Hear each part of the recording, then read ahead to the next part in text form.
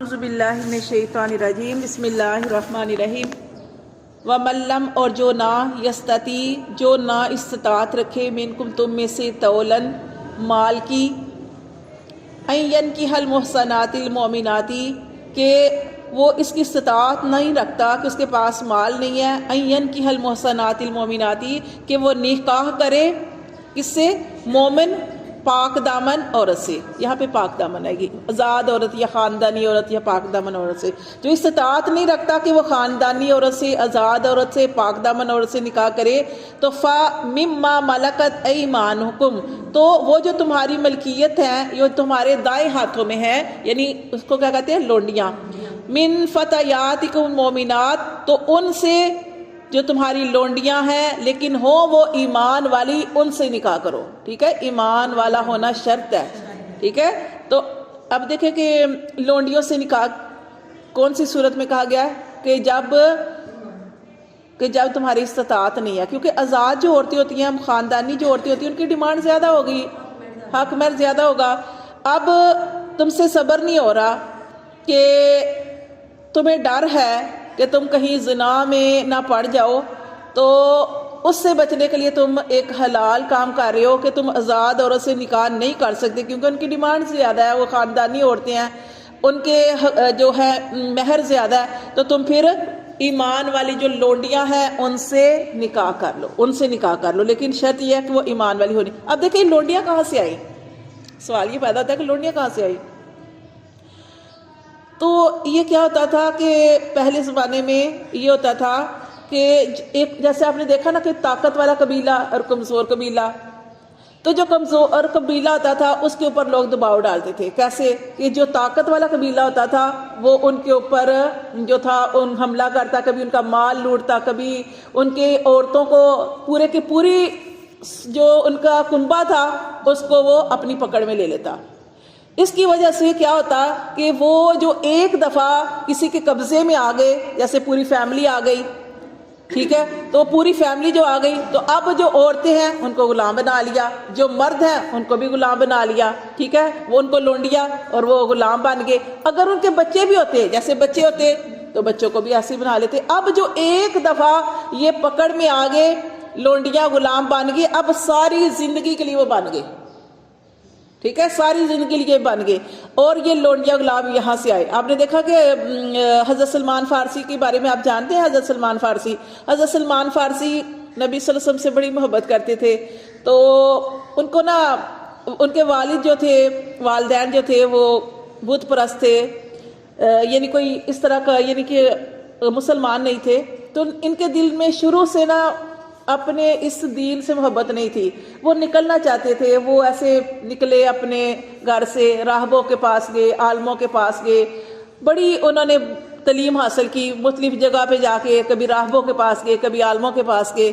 تو آخر کار جو وہاں پہ وقت گزارتے تو جب کسی کا انتقال ہونے والا ہوتا تو پھر وہ آگے جو تھا راہب جو تھا وہ بتا دیتا کہ اب فلاں کے پاس جانا ہے تو حضرت سلمان فارسی فلاں کے پاس اگلے کے پاس چلے جاتے.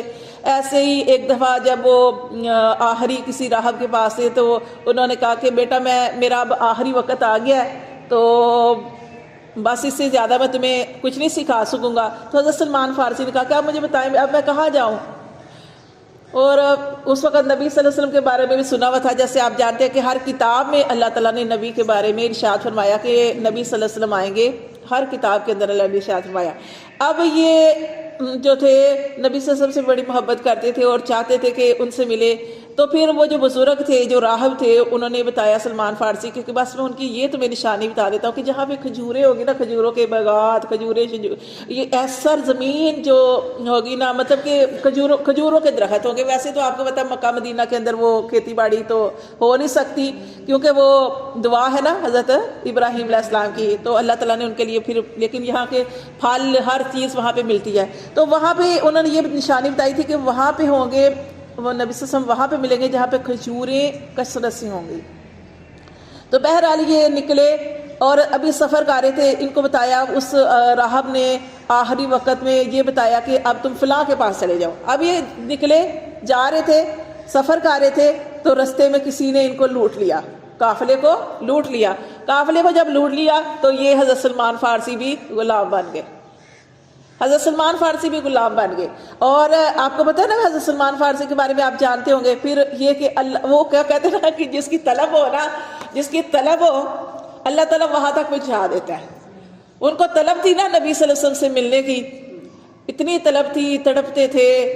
تو جنہوں نے پکڑا نا آخر کار پکڑ کے ان کو مدینہ لے گئے، مدینہ لے گئے. لیکن مدینہ میں اس وقت نبی صلی اللہ علیہ وسلم نئے آئے تھے، آئے نہیں تھے، مطلب کہ اس وقت نہیں آئے ہوئے تھے. حضرت سلمان فارسی کی بہت لمبی عمر تھی، بڑی لمبی عمر تھی.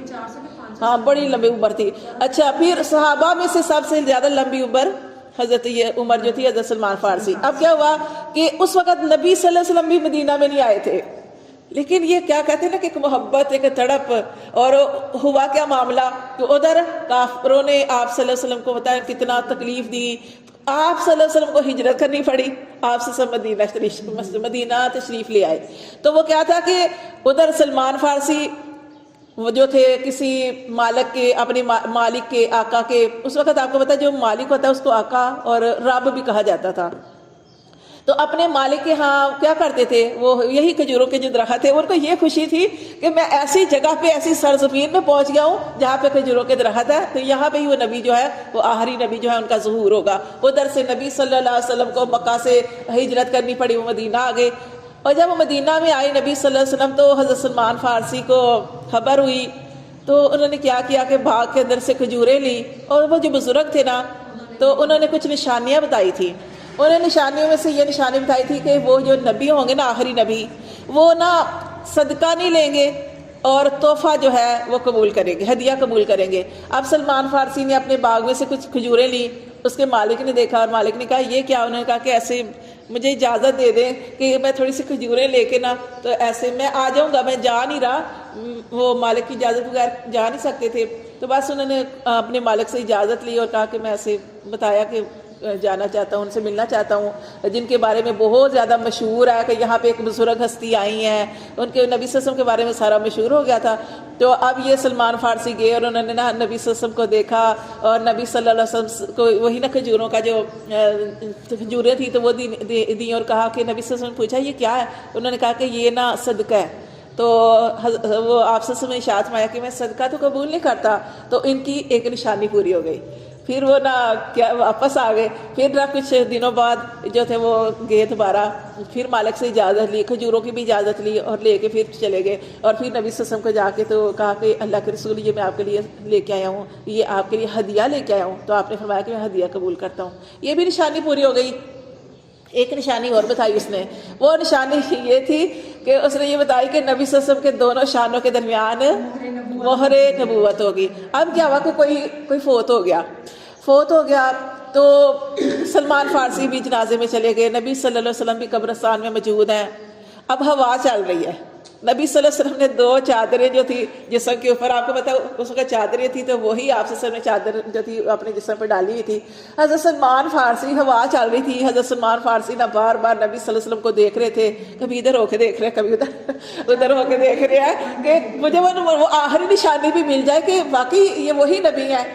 تو وہ نا بار بار ادھر ادھر دیکھ رہے ہیں. پھر کیا ہوا کہ واقعی ہوا جو چلی تو وہ مل گئی، مہر نبوت بھی مل گئی. تو نبی صلی اللہ علیہ وسلم نے نا وہ بڑے خوش ہوئے. سلمان فارسی آگے بڑھے اور نبی صلی اللہ علیہ وسلم نے حضرت سلمان فارسی سے کہا کہ دیکھیں نبی صلی اللہ علیہ وسلم نے سلمان فارسی سے کیا کہا کہ ابھی تمہاری نشانیاں نہیں پوری ہوئی. نبی صلی اللہ علیہ وسلم سے یہ کہا کہ تمہاری نشانیاں نہیں پوری ہوئی، کہ نبی صلی اللہ علیہ وسلم کو اللہ تعالیٰ نے نظریہ وغیرہ. ہاں یہ نشان. تو اچھا یہ غلام تھے، ٹھیک ہے. اسی طرح آپ نے دیکھا حضرت زید کے بارے میں. حضرت زید جو کل بھی میں آپ کو بتا رہی تھی، حضرت زید جو تھے وہ نبی صلی اللہ علیہ وسلم کے آپ سے ان کو منہ بولے بیٹے بنایا تھا. حضرت زید کو ان کا نکاح کس سے ہوا؟ خاندانی عورت سے. وہ تھا خاندانی عورت. وہ حضرت زینب جو تھی وہ نبی صلی اللہ علیہ وسلم کے خاندان میں سے تھی. اس لیے یہاں پہ یہ بھی ایک بتانا ہے کہ ہمیشہ جو شادی ہے نا اپنے لیول کے لوگوں سے کرنی چاہیے. اگر آپ کم سے کریں گے وہ بھی مسائل ہو جائیں گے، اپنے سے زیادہ اونچوں میں کرو گے تو وہ بھی مسئلے. اگر آپ درمیانے جو ایسے لوگوں میں کرو تو پھر آسانی ہو جائے. اب یہ کیا تھا، حضرت زید جو تھے وہ غلام تھے لیکن ایمان والے تھے، نبی صلی اللہ علیہ وسلم کی صحبت انہوں نے اختیار کی تھی، لیکن حضرت زینب جو تھی وہ زبان کی تھوڑی سوچ جائے نبی صلی اللہ علیہ وسلم کی، لیکن کیونکہ وہ خاندانی تھی نا، جیسے میں کل بھی آپ کو بتا رہی تھی کہ حضرت عائشہ کے جو مقابلے میں آتی تھی تو حضرت زینب آتی تھی، کیونکہ ان کو یہ ہوتی ہے خاندان کی وجہ سے، یہ خاندان بہت اہم ہوتا ہے.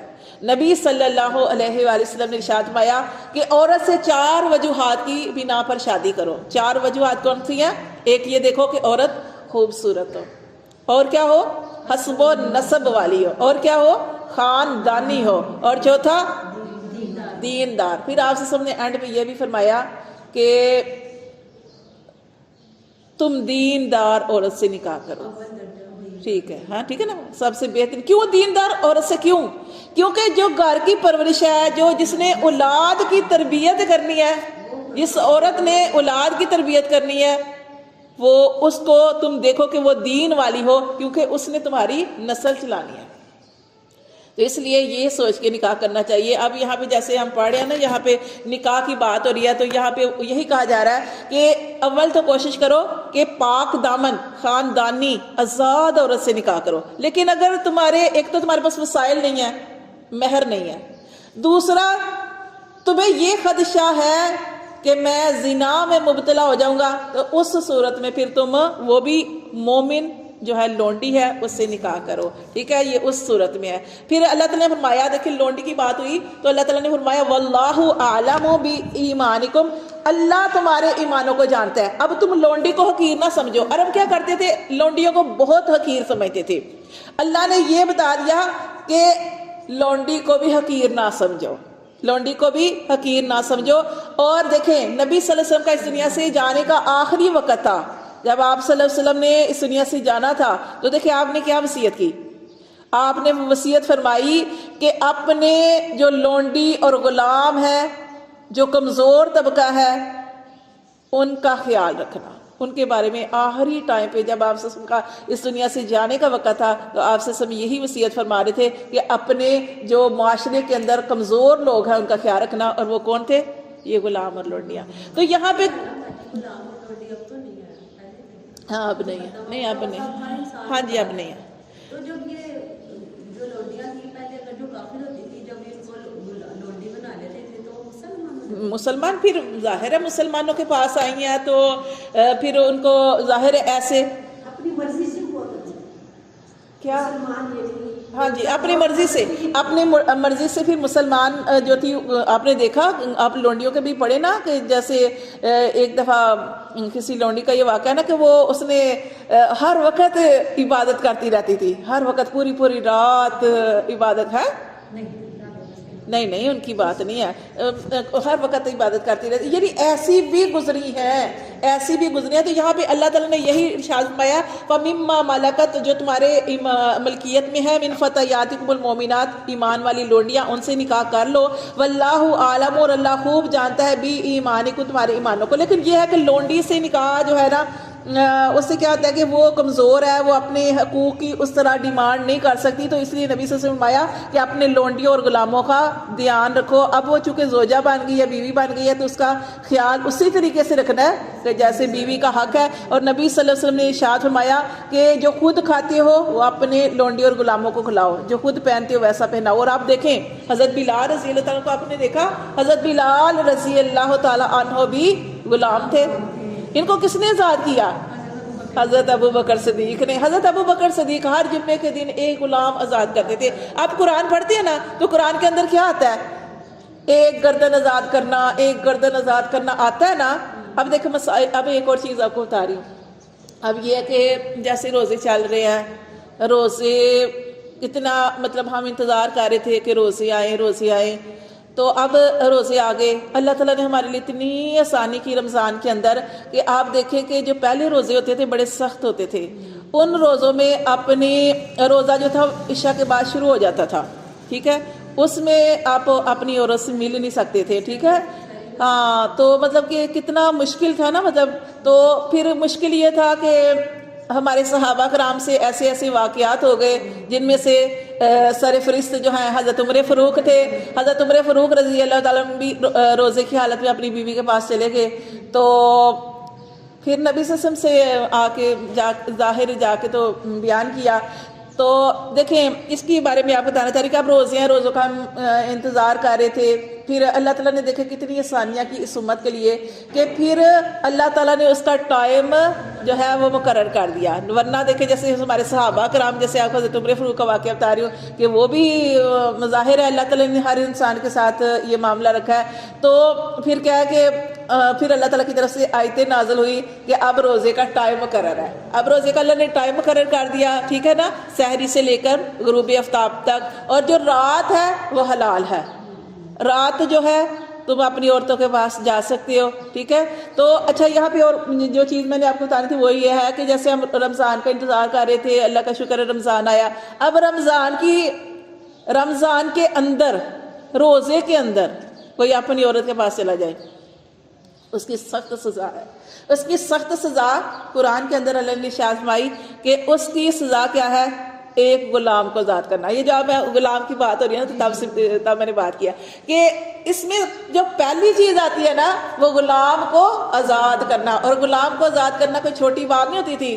کتنے درہم کتنے دینے پڑتے تھے پھر, یعنی آپ دیکھیں نا کہ ہاں جی منہ مانگے دام. اور آپ نے کہا سلمان فارسی, ان کے کتنے زیادہ دام, ان کے سونا مانگا تھا ان کے مالک نے اور کہا تھا کہ جو کھجوریں آپ نے, کھجور کا باغ راتوں رات آپ نے وہ لگانا ہے. اور اللہ کے نبی تھے نا ساتھ, صحابہ کرام لگے, نبی صلی اللہ علیہ وسلم لگے, سارے صحابہ کرام لگے, اور سلمان فارسی غلام تھے, کچھ بھی نہیں تھا ان کے پاس. تو آپ دیکھیں کہ کیسے باغ جو تھا وہ راتوں رات, اس نے کہا تھا کہ راتوں رات باغ تیار کرنا ہے. آپ صلی اللہ علیہ وسلم نے گٹلیاں رکھی تھی تو اس نے کہا دیکھا کہ رات رات باغ تو تیار کر نہیں سکیں گے. آپ صلی اللہ علیہ وسلم نے گٹلیاں لگائی صحابہ نے, اس جو تھا مالک اس کا, اس نے ساری گٹلیاں راتوں رات نکال لی. لیکن اللہ تعالیٰ کی یہ قدرت تھی, اللہ کی شان تھی. اور حضرت سلمان فارسی کی آپ صلی اللہ علیہ وسلم سے محبت ہی عشق تھا, جس عشق میں وہ اتنے سال خوار ہو کے آئے تھے, پہنچے تھے. تو پھر اللہ تعالیٰ نے وہ کھجوریں جو تھیں وہ تیار کی, درخت تیار ہو گیا, کھجوریں لگ گئی. صبح کا جب ٹائم تھا مقرر کیا ہوا کہ اس ٹائم میں مطلب دوں گا, جب اسے دیکھا اس نے مالک نے کھجوروں کا باغ تیار, اس کو کھجوریں پکی اور لگی, اس کی عقل ہے رضیدار کیونکہ اس کے مالک کی ڈیمانڈ تھی نا کہ کھجور بغیر گٹلی کے. ہاں جی. تو یہ دیکھیں کہ کیا ہے کہ یقین کریں جس چیز کی طلب ہوتی ہے نا وہ اللہ تعالیٰ ضرور عطا فرماتے ہیں. ہمارے اندر شوق تو ہو کسی چیز کا, محبت ہے وہ اللہ تعالیٰ نے دکھایا. ہاں جی, کیسا ان کا نبی صلی اللہ علیہ وسلم سے عشق تھا, ہاں جی, اور آپ صلی اللہ علیہ وسلم نے پھر کیسی محبت ان کے ساتھ نبھائی. اور اللہ تعالیٰ آسانیاں پیدا کرتے ہیں.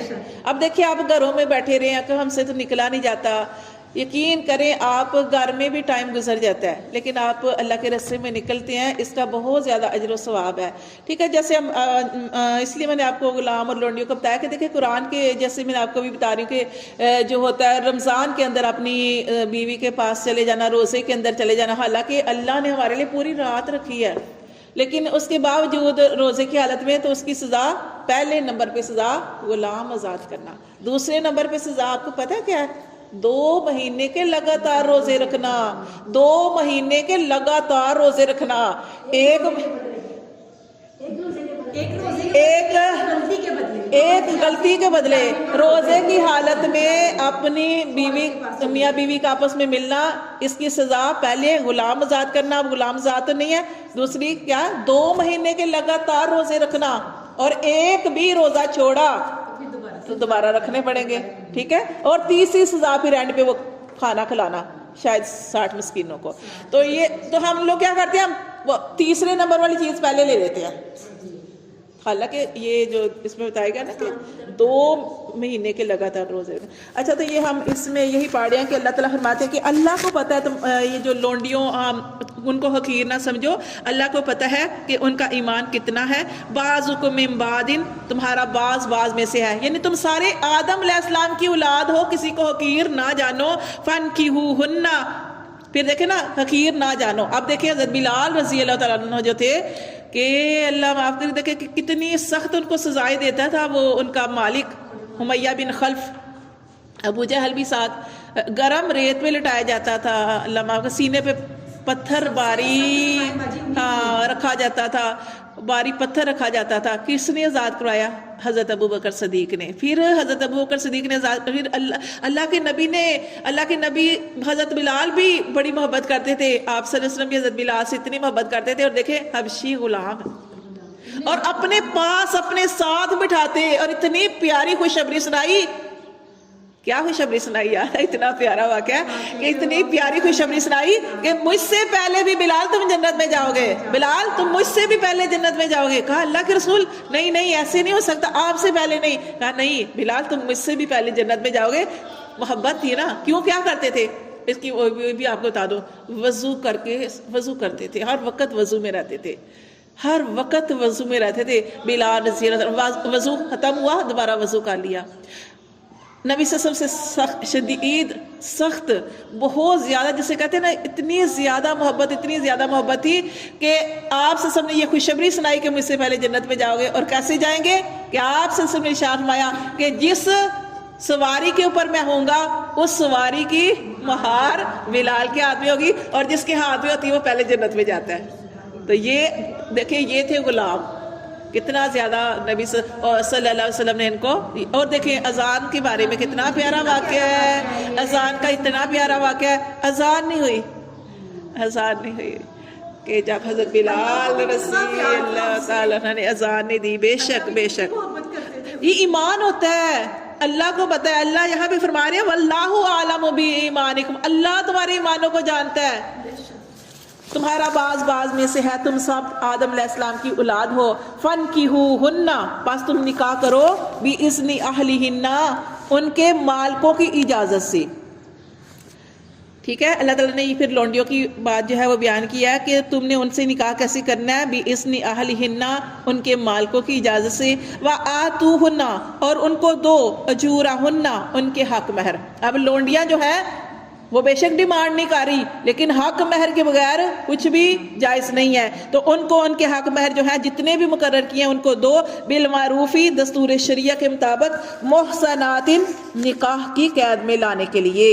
ٹھیک ہے، یہ شرط ہے حق مہر. غیر مصافحات، نہ کہ مستی نکالنے کے لیے، نہ کہ پانی گرانے کے لیے، نہ کہ بدکاری کرنے کے لیے. ولا متخذاتی، اور نہ اب ان کی بھی بات بتائی گئی کہ وہ جو ہے وہ کیسی ہونی چاہیے. ولا متخذات اخدان، اور نہ وہ بنانے والی ہوں پوشیدہ یرانے.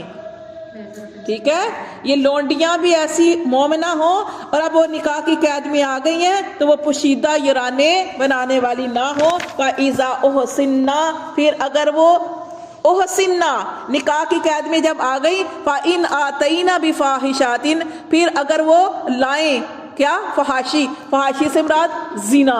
پھر اگر وہ نکاح میں آنے کے بعد کوئی زنا کا کام کرتی ہیں. فَعَلَيْهِنَّ نِصْفُ، تو ان عورتوں کی سزا، ان لونڈیوں کی سزا جو ہے آدھی ہے. مثال کے طور پر ایک جو عورت ہے وہ زنا کرتی ہے، اس کی سزا کتنی ہے؟ 100 کوڑے. اب یہ لونڈیاں اگر یہ اس طرح کا کام کرے گی تو ان کی سزا، ہاں تو یہاں پہ یہ بتایا گیا فَعَلَيْهِنَّ نِصْفُ، تو ان کی سزا آدھی ہے. مَا عَلَى الْمُحْصَنَاتِ، کہ جو ان پاک دامن عورتوں کی تھی. من العذاب، سزا سے. ذالک، یہ لمن خشی العنتا، یہ اس کے لیے ہے لونڈیوں سے شادی کرنا، لونڈیوں سے نکاح کرنا اس کے لیے ہے. خشی العنتا منکم، کہ جس کو مشقت میں پڑنے کا ڈر ہو، جس کو بے حیائی کا، برائی کا اور بدکاری میں پڑنے کا ڈر ہو، وہ لونڈیوں سے نکاح کرے. ورنہ نکاح نہیں کرنا بہتر. اب تو ہے ہی نہیں. بہرحال اللہ فرماتے وَأَن تَصْبِرُوا، اور اگر تم صبر کر لو. صبر کیسے کرو گے؟ کہ اس کا بہترین حالت اللہ تعالیٰ نے فرمایا کہ روزے. جس کو اپنے نفس پہ قابو نہیں نہ آتا وہ روزے رکھے. روزے رکھنے سے کیا ہوتا ہے؟ انسان کو